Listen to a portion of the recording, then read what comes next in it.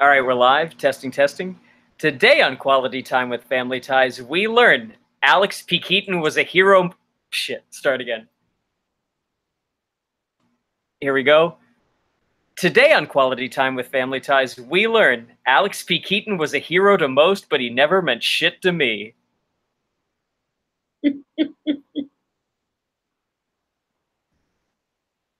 And 3, 2, 1. Hey, everybody. How's it going? It's me, Paul Packler. Welcome to Quality Time with Family Ties. I am gunning for this episode. I'm so excited to be here with our friend who is another year older. Please welcome Mr. Corey Pepper. Oh, it's so nice to be here. Hey, and you know, our third buddy, Scott, is probably becoming a dad for the third time around now. Yeah. Maybe we'll get a text during the show. I'm checking on Facebook to see if he had posted any pictures yet.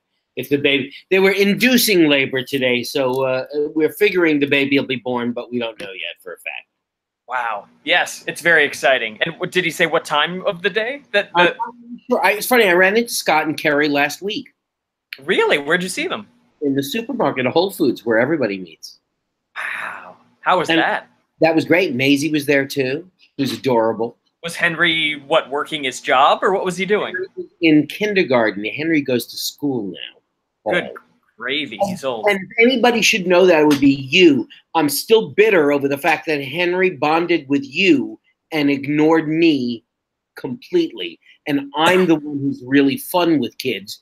You're the one who's horrible with them. Well, that's true. That's true. But I've had some practice lately with some friends' kids, so I'm actually pretty good at it now. Oh, really? Would this be with maybe Penelope Roller? I mean, she's a little young for me to use all of my political jokes and whatnot. Ah, what's a good demographic for you? What's the age? Anywhere between like 3 and 6.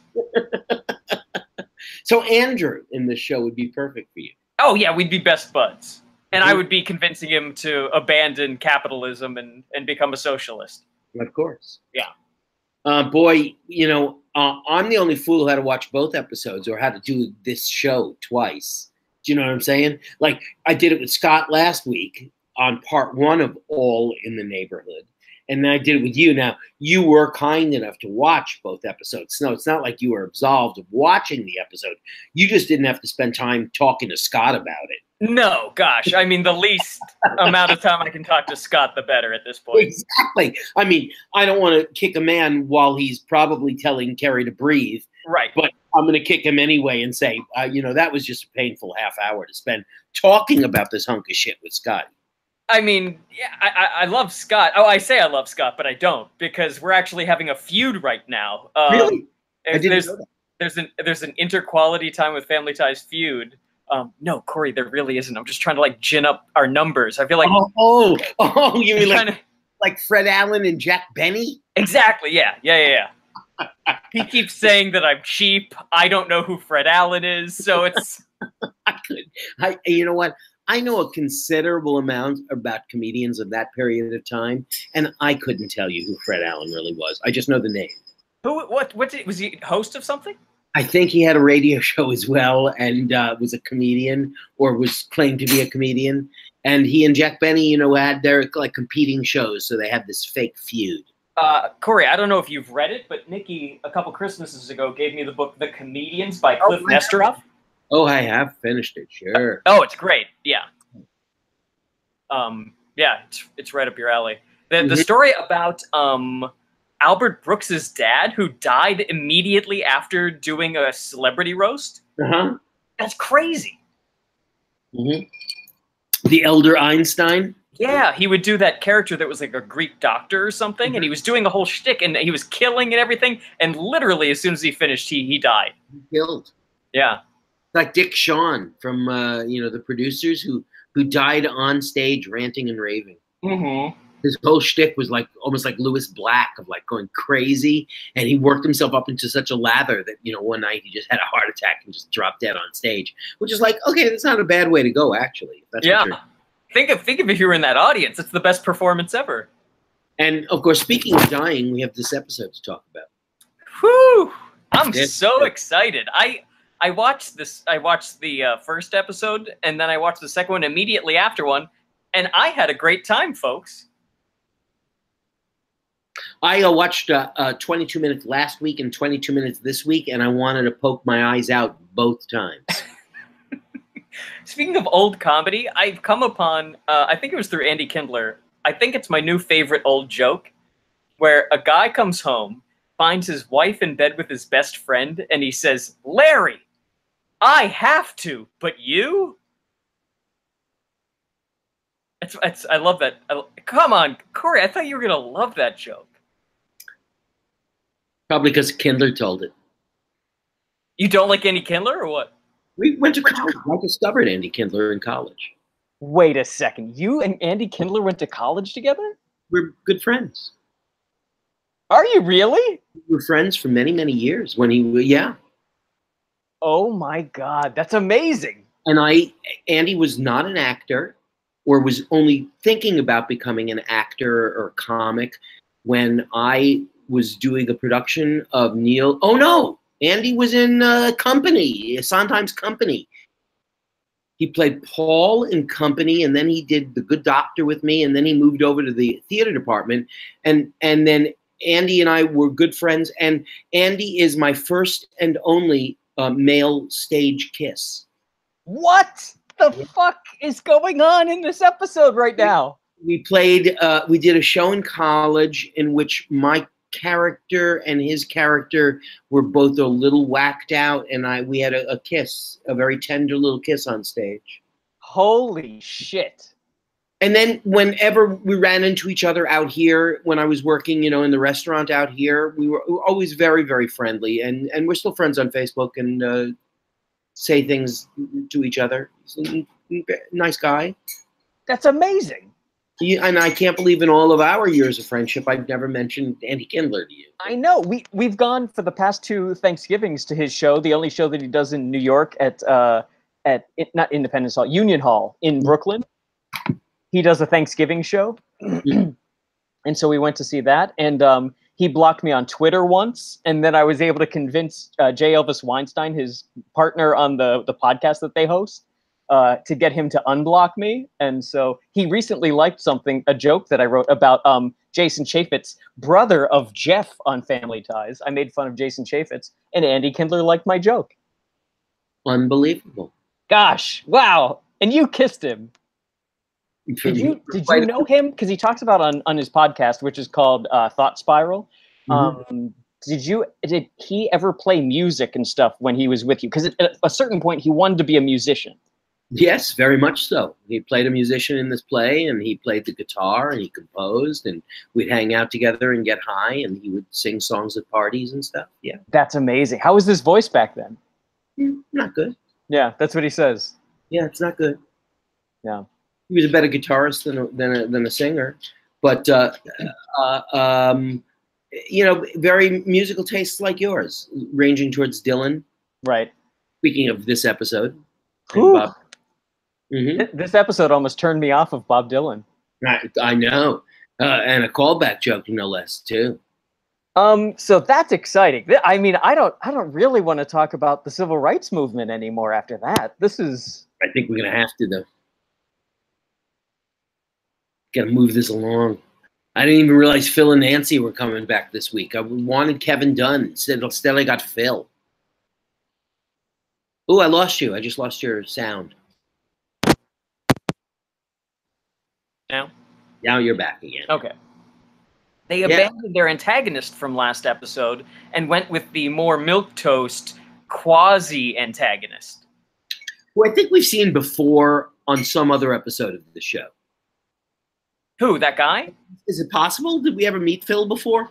I mean, maybe not Phil as a character, but probably that actor. He looks very familiar. He was pretty ubiquitous in the 80s. Mm-hmm. And they certainly use it, certain character actors, over and over again. Yeah.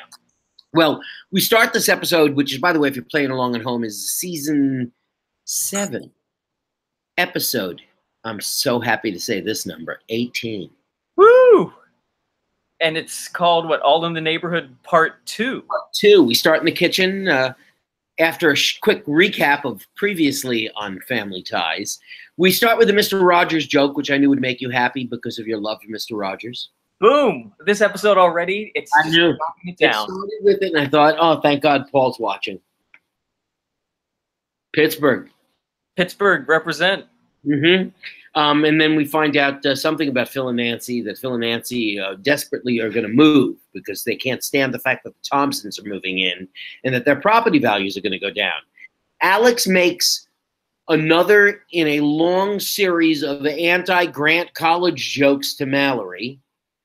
Yes. Yeah. And the one thing that he says is he's talking about the 60s and that Stephen and Elise are very naive and they don't have savoir-faire. And then Mallory's like, I'm a fucking moron, so I don't know what that means. And then he turns, he's like, 4 years of French at Grant College. But what's insane is we know that Mallory took French in high school, was tutored by Jeff, and so she learned French more than just on, like, somehow in her lizard brain, French is in there.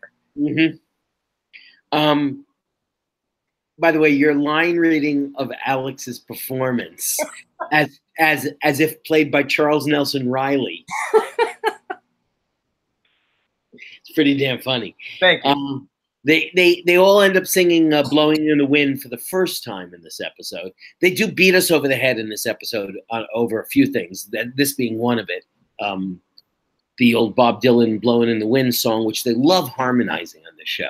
Well, I mean, it's a time that Michael Gross and Meredith Baxter get to really shine as actors. They get to, it's like if one of their characters just happened to juggle once a season. That's exactly right. Can I say something about last episode, Corey? Yes, and I think it ties into especially this blowing in the wind 60s stuff that they keep talking about here. Is in the episode that I wasn't here for, episode 17, part 1, Jennifer is this very interesting, because she's 16 years old in 1989. She's a Gen Xer, right? Yes. And never have they been able to really hone in on what encapsulates and really is exemplary about what a Gen Xer is. Mm-hmm. Jennifer talks about disruption, which is like the most Silicon Valley thing ever, and talking about how good disruption is. And I'm like, oh, this is so on point for the next 25, 30 years. And then she talks about at the meeting that they're having, the racist meeting where Kevin Dunn racists all over the place. She says, I want to say something. She stands up and she's like, Mom, Dad, all of you that protested for civil rights in the 60s and you really stood up for something, I wish that I could stand up for social justice right now. And it's so funny to me that the other key thing about Gen Xers is not just their love of irony and stuff like that, but also they're like completely shadowed by the baby boom generation and the baby boom generation's culture. Like we had to live under baby boomer culture for a good part of about 45 years. And only now is it starting to recede away. But like the fact that Jennifer can't see herself being someone fighting for people's rights, that it was only something that was done a generation ago, and we just can't do that anymore. It's this episode, it does a great job of satirizing a certain type of 80s and 90s Democratic Party liberal, and it's very interesting because it happens a bunch of times throughout this episode, but Jennifer saying that thing typified it for me, and then they played it out in all of part 2, and I thought, it was actually, they didn't mean to do it, but it's very interesting. This first scene, however, ends in a bizarro world that I did not understand. It's like all of a sudden the show became a different show. And we have the 3 kids sitting in a corner of the kitchen commenting about what their parents are about to do. Yeah, they're in the foreground. Stephen and Elise are at the island in the background, and I didn't even understand what the joke was. What they were trying to they were like doing a play-by-play of, they knew what their parents were going to do, that they couldn't stay away from going over to the Thompsons in some way to convince them to stay, not to move. So they were doing a play-by-play of, oh, Dad's foot is moving, and Dad's foot would start to move. Oh, they're moving towards the door. Oh, they're getting their jackets. Oh, they were predicting every moment of what mom and dad were going to do. But it was shot and written in a bizarre manner that was like a convention that has never existed in the show before. Why do it now? It made no sense. Yeah, not at all. I have in all capital letters, boom, Jennifer. And it's from this first scene. Do you remember her doing anything that was like really politically cool or anything? No. God damn it. No, none. No recollection of that. All right. We moved to the Thompson home, and they have some long discussion about how much pride they have because they're filled with pride. They have a lot of pride, and it looks like Michael, their son, is trying to convince them to escape. Escape the townspeople? No, escape before Stephen and Elise come over because they're on their way. Wah, wah. And they're having a vote of whether or not to leave, and they vote 2-1 to leave. Gus voted the 1 to stay, and so then he's like, well, it's a tie. And then his wife says something, then he's like, she says, your vote is disqualified because of poor penmanship. Yes. And I thought, with the Voting Rights Act, that there's a long history of disenfranchising black people's votes based on like poll taxes. Uh-huh. So I was like, that's weird. I don't know if that was on purpose or not. Sounds like just an awkward moment on their part. Can I also bring up another thing from the first episode? Oh, yes. Because you guys were talking about how Michael, the actor, the guy that plays Michael, is really bad. And he is. Yes. I don't know why they got such a bad actor. Terrible. But he does one good thing literally at the end of episode 1. He gets the last line where he says, it was never my choice to move here. Mm-hmm. And he has such a flat affect in the way that he says it. And there's a beat beforehand that it actually, just like January Jones on Mad Men, where she was so bad that it almost became something about the character itself, that she was just sort of had a flat affect and she was just this boring, Republican blonde woman whose life got away from her. And so this guy, when he says that, and they like made him do a pause before he says it, and then he says it without any sort of style with it. And it was never my choice to move here became a thing of almost like indicting all of American white culture in like slavery and things. I kind of got a sense of like, he was talking about this for all time, that like you're treating African Americans like shit. And we never even asked to be brought here. We were enslaved and brought here as chattel.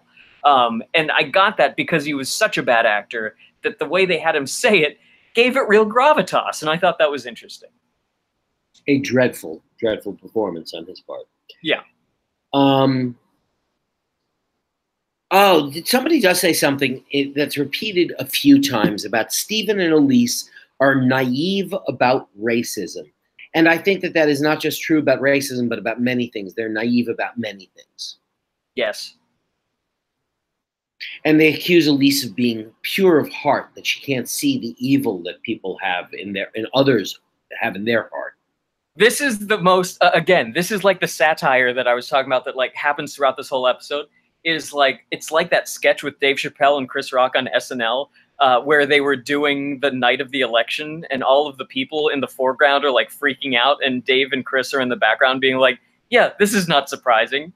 All white people are racist. It's really not surprising that they voted for Trump. And and the pure of heart thing was so perfect.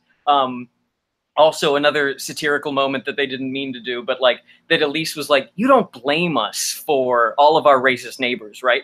Like it was like the hashtag not all white people, or like the safety pins after the election, like that white people were going to put on safety pins. And so that way they could show that we're the good ones. Yep, not me. It wasn't me. It was them, not me. Yeah. And then, so she's like, don't blame us. And then she had the gall to be like, you forgive us for our racist white neighbors, right? And it was perfect. How narcissistic is that? It's all about her, isn't it? You make sure you forgive us. We have to move, but please tell me you don't hold me responsible and I'm not guilty about this. Elise is 100% the Jackie character in Roseanne when they brought it back and had that like half a scene where they talked about politics in the reboot, where you know, it was like just sort of a wine mom, a feminist type thing. We fade out of this scene and we find out that they're all going out together and they went to Guido's for dinner. Yes, we don't see Guido, which is sad. They spend a few moments at the door joking about their dinner at Guido's and how delicious and how they're going to have to spend more time going out to restaurants, all the hot spots in Ohio. And they open the door to their home to find out that their Michael actually comes out and says, "Please don't come in. Don't come in. You don't want to see the inside of the house." I know. I can't believe what's about to happen. Huh? Yeah. And we find out that the house has been ransacked and there's graffiti and there's all kinds of fake outrage on everyone's part. They can't believe that this has happened. And it's written on the wall in spray paint, "Wits only." WHITS only. Wits only. All right, so I wanna talk about this. I wanna dig into this for a second. With the wits only, that's supposed to be whites only, we're supposed to infer some things, right? Obviously, this person's racist against black people and the people that he's broken into. I am assuming this is a he, and spray painted wits misspelled. That this would be someone who then would be of a lower socioeconomic rung of the ladder, right? That someone is not as educated as Stephen and Elise Keaton or their kids, but still lives in the neighborhood, right? And that again, after the Trump election, you have all of these like safari expeditions by the New York Times and the Washington Post and other mainstream media to like coal country diners and like ask the dumb hicks of abandoned steel towns why they vote for Trump against their economic interests. And it's obviously because they're racist and they've been weaned on Fox News for 25 years and they're all just terrible people. But at the same time, those aren't the people who voted for Trump overwhelmingly. It was people who made approximately $80,000 a year. The white people who live in the suburbs, the white people who did a second white flight that's currently happening into much more privatized suburbs, gated communities, the people that moved down to that weird retirement community in Florida outside of Orlando that got a huge write-up in the Washington Post. So like, Family Ties is trying to say that someone who's poor and uneducated is the real racist who would break in and really, push this to a breaking point, that they're the ones that are actually going to do physical harm to the Thompsons. Meanwhile, we just had an episode and like the whole neighborhood is against them moving there because of their own economic and racist tendencies. That this neighborhood, the Keaton neighborhood, are racist. They're all white supremacists, not necessarily white nationalists, but they are people who believe that whites deserve more than other people of other Americans, and especially any people of color. And so for Family Ties to try to pin this on someone that we never see, who's obviously of some lower education economic thing, it absolves every racist person that we see in these two episodes. Mm-hmm. And we're doing it now. Mm-hmm. Like rich white people are the ones that are funding Milo Yiannopoulos. Rich mm-hmm. white people are funding Donald Trump. Rich white people are making Breitbart a thing when it can barely keep the website going, and they have who are the father and daughter that are giving it money so that it can stay in Steve Bannon's apartment. Like it has nothing to do. Racism is not the sole purview of poor white people, and it was interesting that they did this as a way to like do a little like jujitsu of who we should be blaming right now. Enter into this scene the two dumbest police officers that have ever been written onto a television show since the 1950s, Steele and Larson. Two white police officers come bumbling in, and they're the nicest white police officers I've ever seen. One of them is dumb, one of them is smart. Yeah. one of them thinks that Alex is Nick. Yeah, yeah. There's jokes about Alex and Mallory being a couple, so that's a funny thing. Incest. Yeah, Kills me. the it's interesting that they didn't, like, this is about systems, and it's funny to me that they didn't bring up you know, the police being a racist system of oppression that's born out of slave patrols in the late 19th century. So that could have been a thing to bring up. I did. I thought it was sort of amusing to have two white cops come into a black man's home where violence has been perpetrated upon them. And of course, it's white cops and black people. And that's never a good combination anymore in this country. Right. Just even a casting director wouldn't have let that happen now. So it was just, the whole thing just left a bad taste in my mouth. And we ended up fading out of the scene, basically feeling, oh, wow, the outrage that we all should feel for this house being vandalized. Yeah. And that's the end of this first act, right? It fades out. All right. I have a surprise for you after this commercial break. So are you ready? Are you ready for this? Are you excited, Corey? All right. We'll be right back. And we're back. Are you ready for the surprise? I'm ready. I'm ready for the surprise. What's the surprise? Now, it was your birthday yesterday, the 21st. It was. It is the 50th anniversary of the Fair Housing Act. Happy anniversary, Fair Housing Act. This is the surprise, huh? Yeah. It's 50 years. It came out in 1968. Remember that fun year where all kinds of cool stuff happened? I do. I was 12 years old. Oh, man. It's a hell of a year. And then you had your bar mitzvah at Woodstock, right? In 1969. That was the year of Woodstock, right? Yeah. And I spent my summer that year about 3 miles away from Woodstock.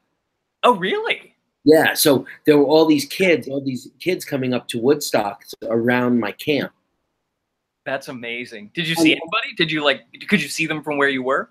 Yeah, well, just the humanity was a little bit more people than we were used to. It was out in the woods. So, wow. And you know that Max Yasgur is a distant relative of mine as well. Who's that? The guy whose farm that Woodstock was on. Wow. Yasgur's farm. That's amazing. Yeah, he was my here's the relation. Okay, you got this? He was my mother's brother's wife's first cousin. Whoa. That's almost a paraphrase of a line from Spaceballs. That's amazing. It's my aunt. I know, funny. She doesn't look Jewish. Bluish. Fluid. Druish. All we needed, a Druish princess. Ah, that's what we needed. Princess. That's amazing. So the 50th anniversary of the Fair Housing Act, huh? Yeah. So what that did was it stopped let's put in quotation marks, stops discrimination based on race and other classifications, that everyone it can't be discriminated against by either the government or private, like real estate broker. That means you can't just meet somebody and go, "Oh, I'm sorry, we don't sell houses to black people in this area." Yeah, I mean, on paper that's what it does. But let me take you a step into the 70s, Corey. You ready? Get out your pants, your bell bottoms. Bell bottom. Here, wait a second. I'm pulling up the link because I want to get the date right. I believe it was 1974, which is a few years past 1968, right? Yes, it is. About 5, 6. There were these guys, a father and son, who weren't renting to people of color. Can you hear me? Oh, sure. Okay. So there was this father and son who had a real estate business, and they weren't renting to black people and other people of color. And they got indicted and taken to court by the Justice Department for breaking the law with the Fair Housing Act. And that father and son were Fred and Donald Trump. What a surprise that would be, that it would be a father and son. You mean his father has been a racist going back almost 50 years? Oh, Corey, he was arrested in Queens for marching with the KKK. So racism is something that he was probably taught was acceptable. Well, you've got to be taught to hate and fear. You've got to be taught from year to year. Okay, Oscar Hammerstein II, knock it off. But I just thought it was fun that, you know, it's the 50th anniversary and our president is a racist landlord. Yes. No. Indeed. I mean, you know, tomorrow he might not be the president. It's entire. I think tomorrow he will be the president, but hopefully by 2020 he won't be. That would be nice, yeah. And it is my firm hope that on January 20th of 2020 at 12:01 p.m. they unsealed the indictment that was issued for him yesterday. Oh, that would be amazing, right? Because I'm sure they don't usually indict one co-conspirator of a federal crime and don't indict the other co-conspirator of a federal crime. Right, right. I mean, that's what happened to Nixon, is that he was an unindicted co-conspirator, but it was actually written down that that was the case, that he was written into, you know, with like John Dean and everybody, that right. It said Nixon is an unindicted co-conspirator. At this point, it's just de facto that he is an unindicted co-conspirator. The Justice Department hasn't like said it officially, or the like Southern District of New York hasn't recommended to federal prosecutors or whatever. So that's fun. But Ford pardoned Nixon from his being a co-conspirator. Right. So they would pardon him and keep him from going to being federally indicted. Right. So that's fun. We start the second act with Andy in the kitchen. This scene is balls to the wall. This is maybe the best scene in all of Family Ties. What do you think, Corey? Would you nominate this for at least like a top 5 or a top 3? I hated every moment of this scene. It gave me the willies, and it just made me weirded out, and I hated it. Yeah. Really? Yeah. I mean, Andy Keaton calls out Alex P. Keaton and all conservative intellectuals for shilling for racism. That like the conservative movement in the latter half of the 20th century was always, you know, like playing pussyfoot with racists, and they would couch it in hierarchies of economy and freedom, but really it was racism. And how does Andy Keaton call Alex on this? So Andy says, I was talking to my friend Billy's dad or something, and the Thompsons are moving because no one wants black people in the neighborhood. Okay. And Alex is like, ooh, gosh, what do they cancel nap time today or something? And I don't know. I just made that up. But Andy's like, why would they Billy's dad said that because black people are moving into the neighborhood, their property values are going down. And Alex finally, you know, gives up the ghost and is like, you know, sometimes things are more important than money. And Andy's like, Mom, Dad, Alex is having a stroke or whatever. Right. And, he has a fever. Right. Right. And then Alex also says,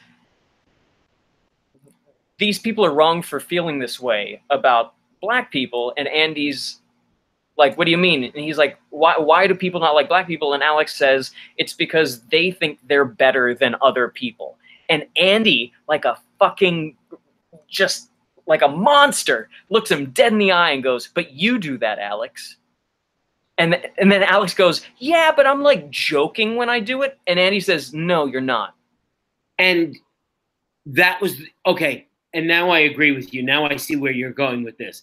Because Alex has indeed spent 7 years and 18 episodes telling every single person on this show who will stop and listen to him that he is better, smarter, and knows more than they do. Yeah. And Andy at least called him on it. Yeah. And that it's really easy to say that if you're someone who believes in certain types of supremacy, then obviously if you're living in a white supremacist country, as America inarguably is, then you're a white supremacist too, whether you acknowledge it or not. And if you're someone who believes in hierarchies in which you're a leader, then you benefit from, whether willfully or ignorantly, from white supremacy. Absolutely. And suppressing other people's is something that like he gets off on. Right. Whether it be racial or whether it not be racial, just suppressing any group of people. Read any writings by William F. Buckley from, all of his ranting bullshit. Yes, in this case, it was the intellectuals that are suppressing. We're better than everybody else. Your opinion doesn't matter because we're better than you.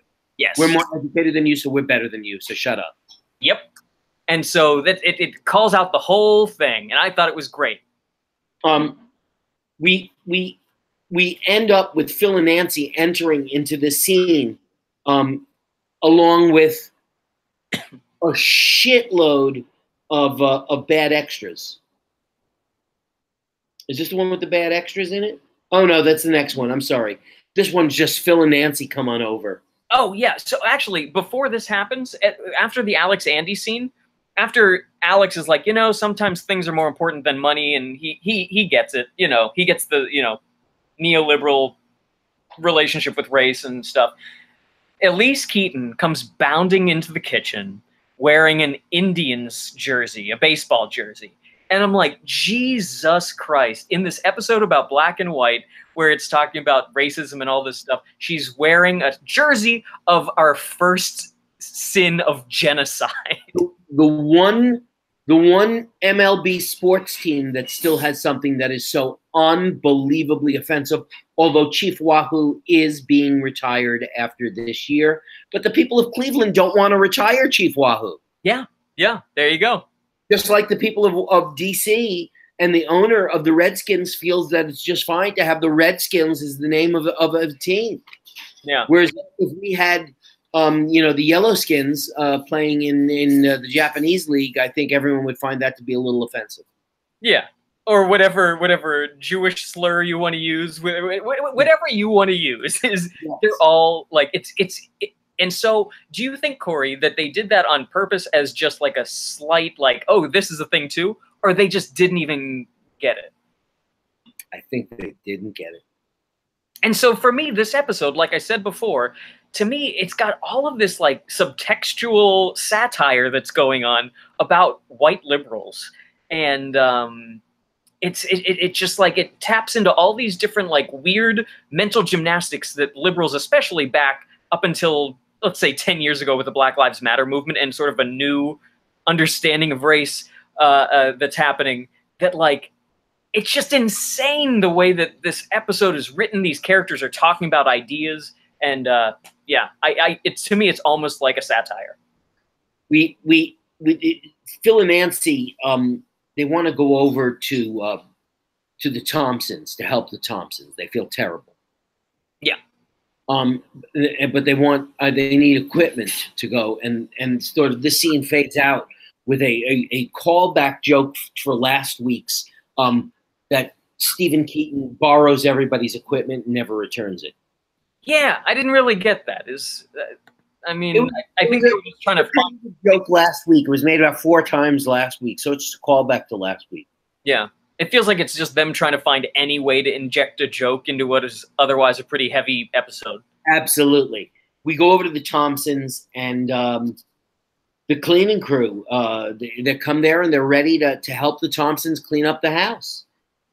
Alex bounds in and discovers that Gus's Lawrence Welk record collection was destroyed by the Vandals.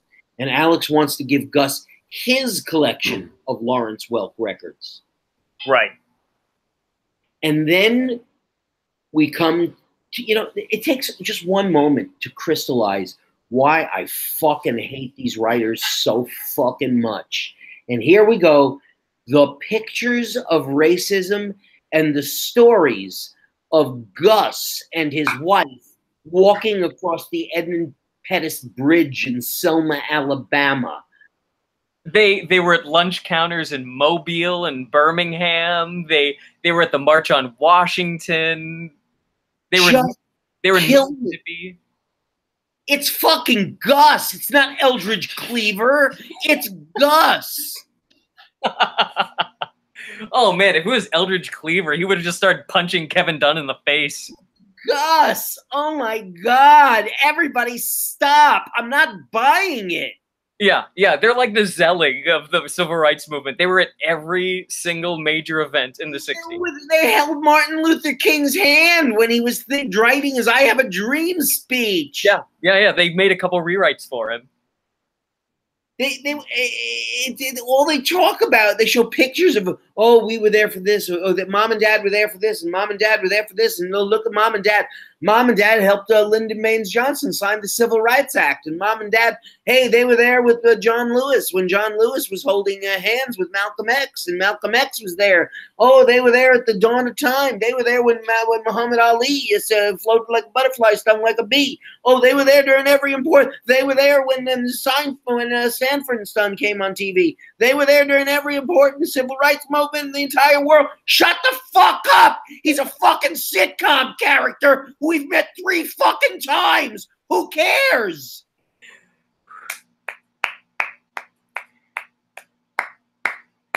This scene went on forever and enraged me. It never got any better. And then those extras come in. Those extras were almost going to hurt each other. They were jockeying for position so much with their pitchforks and their torches, although it was like, brooms and mops. Yeah, but you get the same feeling. I felt the same way. I was like, this is really pitchforks and torches. Yeah, that's what it seemed like to me. Yeah. Oh, good God. Yeah, so the thing that, because I mean, having the pictures of them at every major civil rights event of the 60s, it's like, then why are they sweating these like milquetoast losers in fucking Dayton, Ohio? It's like, I would just smack them all around, like because they're like, oh God, what do we do? They call us at night, and they leave angry notes on our car windshield. It's like, if you were getting your head caved in with John Lewis on the Edmund Pettus Bridge, you are not going to sweat this shit. And so by having that at the end of this episode, I'm like, why are they so afraid now? It was so silly. And Michael goes to Harvard in Boston, the most racist city in the North. World. Yes, exactly. And then to top this all off, there's a series of wits-only jokes in the scene. Like, everybody who comes in, wits only, oh, it's missing a letter. Mallory can't figure out what letter it is that it's missing. And everybody else notices that it's missing a letter. And Stephen goes over and he's going to take care once and for all with a can of spray paint. I'm going to right the wrong of 1,000 racists. And instead of putting the E in there to make it clear. Could you imagine if he did that? If he did the E, that would be insane. Just do the E. I didn't even think. That's amazing. He's going to come over and just make the E. Make it that way everyone won't mispronounce it anymore. This is for Corey, so it won't piss him off anymore. So we're going to have 4 of these jokes. But no, he makes a peace sign out of the T, which is, I mean, it's, again, the most liberal, wrong-headed.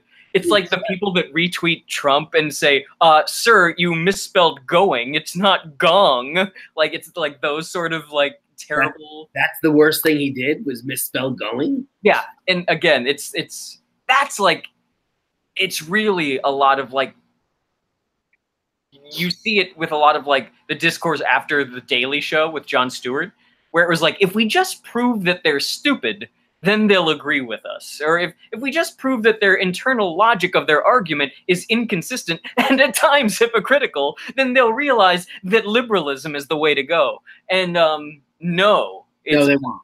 It's about, like, material ideology and power and stuff like that. And so for him to spray paint a peace sign over the T is just perfect. Indeed. Indeed it was. And they're not moving. Good. I think that's great. I doubt we'll see them in the next 4 or 5 episodes, but they ain't moving. Are you? The wrap up after 2 episodes was to make a peace sign? Yep, that was it. That's the big voila. Yeah, this is it. Yeah, voila. Voila. That was it. Peace. Mm-hmm. It's post-racial after that. That's all we need to do. Yeah. I think this world just needs a little peace, love, and understanding, Logan. I don't know if you heard the song, but it kind of really spells it out. I have, and I agree. Yeah, so this episode is interesting. The thing about the money... Oh. Yes. The thing about the money and property values and stuff I thought was very interesting, that it gave Gary David Goldberg a way to cast racism as something that isn't based out of like personal animus. Mm-hmm. But if you scratch that surface even slightly in the first part of this two-part episode, you see that that's not the case. Exactly. From everybody. You know, when Kevin Dunn is like the first, rock to start falling down the mountainside, it starts an avalanche of everyone else being like, yeah, I'm not really cool with you guys moving in. And they always say that it's about, economic insecurity, but it's really not. Mm-hmm. Going into this episode, I read this article on the Oxford research encyclopedia. It's about 40 pages long, and it's about the history of suburbs and suburban planning in post-war America. Were you having trouble falling asleep? Is that what did you need that? Yeah. I was at work, and I was having trouble trying not to work, and I found that reading a 40-page thing is a great way to not work. But I highly recommend it. It's like a peer-reviewed academic history of the building of suburbs in America and the culture that sprung from building them, and like the economics, the racism, all those sorts of things, the influence that it has on politics, the way that people think of what being a citizen is influenced by the fact that they become a homeowner, that they think about their taxes in a negative way. Mm-hmm. That schools and other amenities become bargaining chips of what they consider entitlements as to, this is something that is I'm concerned and need to defend from people. And Mm-hmm. it causes an us and them dynamic that becomes much more homogenized because they had 25 years of racist housing discrimination, both legal from the government, like the Federal Housing Authority until '68, and real estate brokers wouldn't give, they wouldn't take black families to the suburbs, and then banks wouldn't give them loans, and it was something that's been going on since 1945. I'm going to put a link to it after this episode goes up, so if you want to look at it, it's very, very interesting. It covers a lot of topics that you could then, for each one of those, read a whole book about. So yeah, I highly recommend it, especially Corey, if you're feeling that you can't fall asleep tonight. Right. That will be helpful. Thank you. Yeah. So Corey, now that we've solved racism, are you excited to really dig deep into the rest of season 7? We got only a few more episodes left. It's only and at least one more two-parter. What's that one about? I have no clue. Just saw that there's another two-parter coming up. Well, that's fun. I'm just pulling up the credits. Rate and review our show on iTunes. For questions and comments, email us at qualitytimewithfamilyties@gmail.com. Follow us on Twitter at QTWFT for updates, and you can follow each of us. I'm at Paul Packler. I'm at Corpep, and Scott's at Follow Jones. And you can like our page on Facebook. We'd like to thank our host and producer, Barbara Dillon at Fanbase Press. Fanbase Press is a comic book publisher and online community supporting creators and fans through daily reviews, interviews, and podcasts that span the pop culture spectrum. Fanbasepress.com. We'd like to thank Perry Adams, who beautifully performs Family Ties and our theme song Without Us. Check out her website, perryadams.com. We'd like to thank Bryant Dillon, who created our fantastic drawing and artwork, as well as edits our show. Bryant is the president and co-founder of Fanbase Press. Follow him on Twitter at Comic Book Slayer. And finally, Sean Foster, Fanbase Press's graphic designer, for designing our logo. Gang, we'll see you next week. Sha la la la. Bye.